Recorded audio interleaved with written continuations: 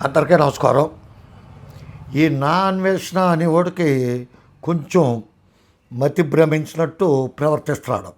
ఎందుకంటే తిట్టవలసినవన్నీ తిట్టేసి నన్ను ఎవడో ఏమీ చేయలేడు, ఇండియా రాను, అక్కడికి వస్తే నాకు కూతురుంటే రేపు చేస్తారు, ఇలాగ ఇష్టం వచ్చినట్టు నోటికేమొస్తుంది పేయలేడు. ప్రజలంతా తిరగబడి ఆడెప్పుడైతే దేశాన్ని తిట్టాడో, హిందూ దేవతల్ని దేవుళ్ళని ఎప్పుడైతే ఆడు ఈ నీచమైన భాషలో సంబోధించాడో అప్పుడు ప్రజలంతా తిరగబడటంతో వీడిని చాలామంది అన్సబ్స్క్రైబ్ చేసుకున్నారు. లక్షల మీదే పోయినాయి అని చెప్పి అంటున్నారు.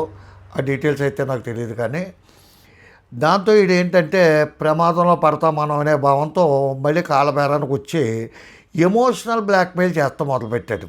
ఎందుకంటే వీడు సీతాదేవిని వీళ్ళందరినీ తిట్టాడు కాబట్టి మళ్ళీ ఒక చిన్న ఫోటో, గణపతి ఫోటో పట్టుకొచ్చి ఇదిగో ఇక్కడే ఉంది గణపతి దేవాలయం, ఇక్కడ ప్రామిస్ చేస్తున్నాను అని చెప్పి, తర్వాత ఇది ఆంజనేయ స్వామి ఎదురుకుండా చూపించి ఆంజనేయ స్వామి కళ్ళలోకి వచ్చాడు, నాకు కొన్ని విషయాలు చెప్పాడు, అవి చెప్పాడు, ఇవి చెప్పాడు, అతను నాకు మురుగన్ ఇచ్చాడు అని చెప్పి ఆ మురుగన్ ఫోటో చూపించి ఇట్లాగా ఎమోషనల్ బ్లాక్మెయిల్ చేస్తాడు జనాల్ని.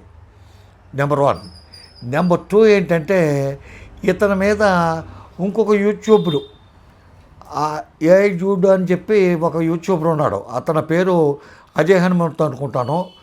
అతను వాళ్ళ బ్రదరు ప్రణీత్ హనుమంత్ అని చెప్పి వీళ్ళిద్దరూ ఒక ఐఏఎస్ ఆఫీసర్ కొడుకులు. వీళ్ళకి సంబంధించిన కథ అంతా కూడా చెప్పాలంటే నేను కామెంట్ సెక్షన్లో ఫస్ట్ లింక్ పెట్టి పిన్ చేస్తాను, చూడండి. అంతకుముందు సంవత్సరం క్రితం వీడియో చేశాను.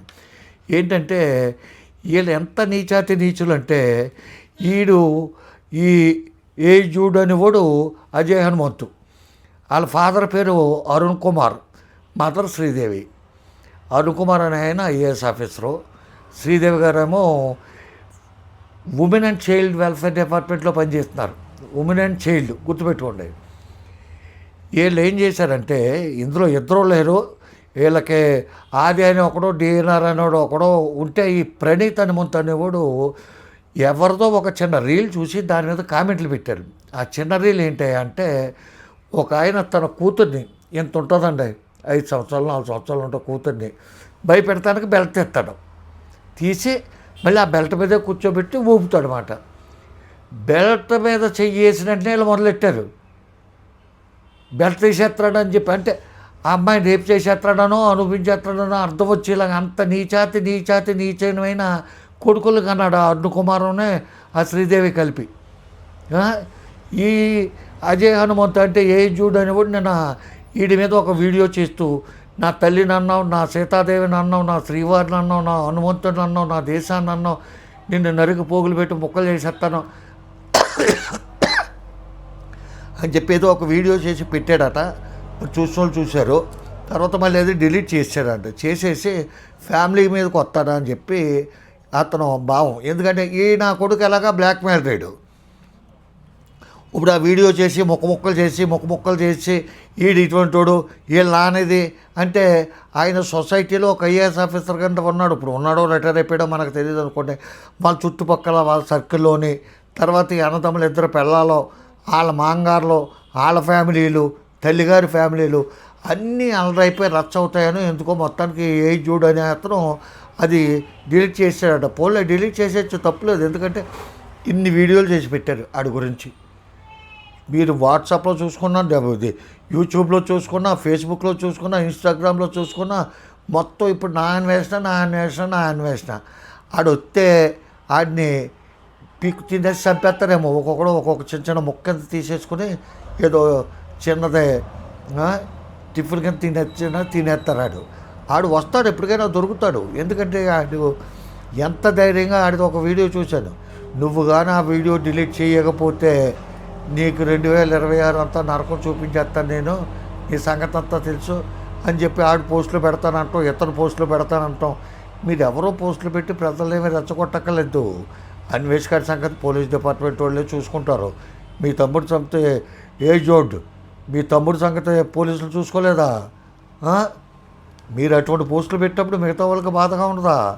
ఇప్పుడు ఇంకొకటి ఏంటంటే మెయిన్ మూలం ఈ వీడియో చేస్తానికి కారణం ఏంటంటే దేశం గురించి, దేవుళ్ళ గురించి, దేవతల గురించి భక్తితో స్పందించే వాళ్ళు చాలామంది ఉన్నారు. కానీ ఒక పర్టిక్యులర్ వర్గానికి చెందిన వ్యక్తులు దానికోసం స్పందించట్లా.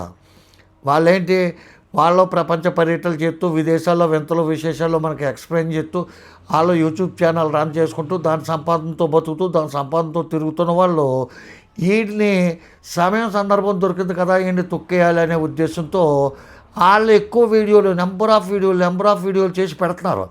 పెట్టి వాళ్ళు ఇన్ఫ్లుయెన్స్ చేస్తున్నారు. వాళ్ళ పేరే ఇన్ఫ్లుయెన్సర్ కదా, చేస్తారు. వాడు కాంపిటీషన్ కాబట్టి సమయం సందర్భం దొరికినప్పుడు తొక్కేస్తారు. ఈడు పెద్ద పతివ్రతలాగా ఈ నాన్ వెజ్ అనేవాడు ఏంటి బెట్టింగ్ యాప్ల మీదకి వెళ్తాం, వాళ్ళ మీదకి వెళ్తాం, వీళ్ళ మీదకి వెళ్తాం, సినిమా వాళ్ళ మీదకి వెళ్తాం. ప్రతి ఓడి గురించి వీడు కామెంట్ చేయనోడు అంటూ ఎవ్వడో లేడు. కాబట్టి కాలం కలిసి రాలేదు, సమయం సందర్భం కలిసి వచ్చింది, ఆ టైం మూడింది. హిందూ దేవతల దేవుళ్ళని తిట్టినందుకు అదైతే తప్పనిసరిగా శిక్ష అనుభవిస్తాడు.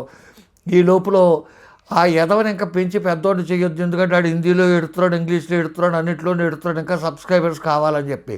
కానీ ఇంకొక వింత ఏంటంటే ఆడికి ఇంకా చాలామంది సబ్స్క్రైబర్స్ ఉన్నారు. ఆడు ఏం పోస్టులు పెడతాడో, ఎలా స్పందిస్తాడో చూద్దాం. ఒక వారం రోజుల్లో ఆడు సబ్స్క్రైబర్స్ ఎంతమంది ఉంటారో చూడాలి. కానీ ఇప్పటికిప్పుడు మనం చెప్పినంత మాత్రాన సబ్స్క్రైబ్ చేసుకోడు ఎవడో, మనం చెప్పినంత మాత్రాన అన్సబ్స్క్రైబ్ చేసుకోడు.